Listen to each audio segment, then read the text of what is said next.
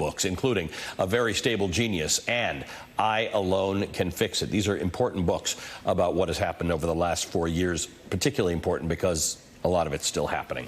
Joining me now is Democratic Congresswoman Stacey Plaskett of the Virgin Islands. She is on the House Ways and Means Committee and the Oversight Committee, but you will know her lately, mostly, because she was a former House manager for the ex-president's second impeachment trial. Congresswoman Plaskett, thank you for joining me. I appreciate seeing you this morning. One of the things I didn't get to with Carol is that the chairman of the January 6th committee, Benny Thompson, has suggested that Donald Trump himself may receive a subpoena for information and possibly testimony. I think that that's not something that we should consider far-fetched. That Benny Thompson has made it very clear that he is going to take this committee, the select committee, and its members are in full agreement with him wherever the facts may lead them, that they're going to be bound by the facts and by the law. And if that means deposing the president, they will do so. You know, Ali, we've recently seen, even in a civil case, that the president has been compelled to give depositions. And so his ability to remove himself from depositions in this matter may be far-fetched.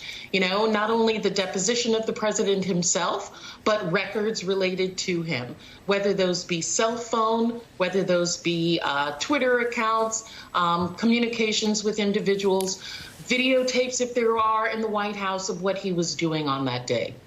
You know, there are probably a lot of Democrats who are sitting here saying that if Donald Trump is threatening to and carries out the threat of holding his supporters back from voting in 2022 or 2024 for Republicans, that's good for Democrats. But it's a terribly anti-democratic impulse. And I don't mean democratic as in the Democratic Party. It is a terribly It's just a terrible impulse that Donald Trump has, that he continues to wield over the Republican Party. At some point, Republicans are going to have to throw the yoke of Donald Trump off to exist and survive as a party within a democracy.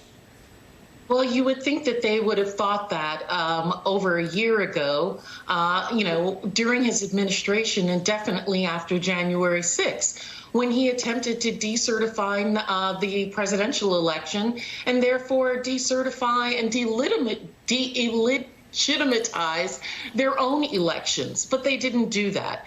And so we can't rely on the Republican Party to do what's right. Democrats have taken on that yoke. We've taken on the responsibility of protecting our democracy, whether it's through legislation, whether it's through the Select Committee, or whether it's through organizing and ensuring that all Americans are able to register, are able to vote, whether they be Republican, Democrats, or independents. As one of the impeachment managers, you put forward a compelling case about why Donald Trump should have been impeached and removed from office. And you were sort of charged within that group of House managers with such remarkable, intricate detail about what happened on January 6th. But in the end, this January 6th committee is struggling with the fact that Republicans under Donald Trump are doing exactly what they did for 4 years in government. They're trying to run out the clock. Can that succeed?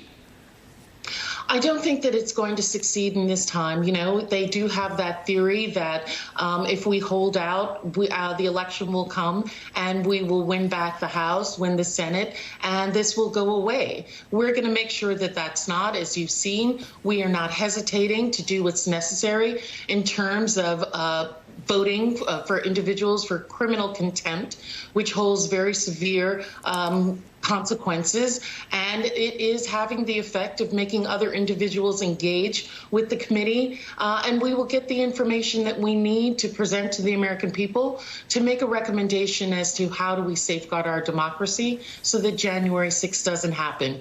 Doing that at the same time as you have been reporting, Ali, on the intricacies of our Build Back Better plan, the American Bipartisan Infrastructure Plan, voting rights, as well as the George Floyd Justice and Policing. We're trying to get it all done. I'm a little surprised that the George Floyd Justice and Policing Act hit a roadblock, because I thought we were closer to success on that.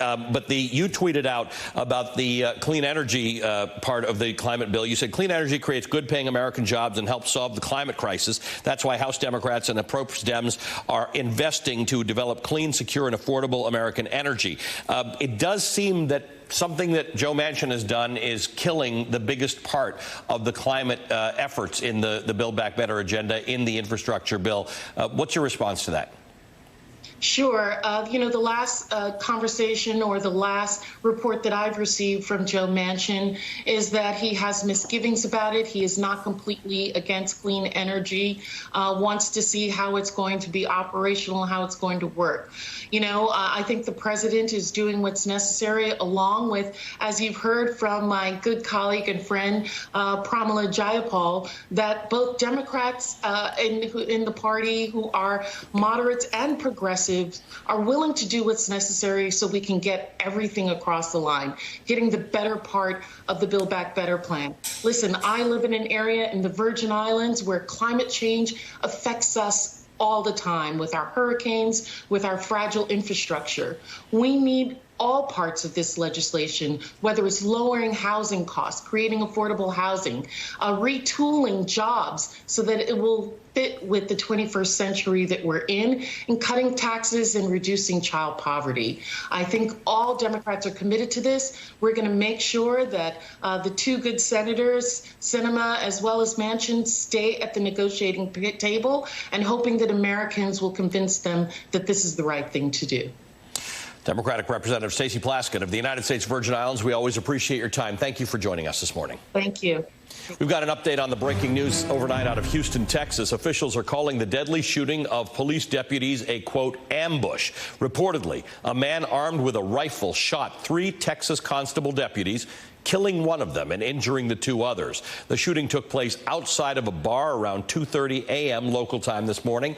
A potential suspect is in custody. A search is underway right now for a second suspect. The story is developing. We will update you as we learn more. We've got a lot more ahead on Velshi. Some 100,000 workers have said enough is enough. We've got all the details on what's being called Striketober. Then lawmakers on the left side of the aisle are still trying to push voter protection legislation through. They finally got Senator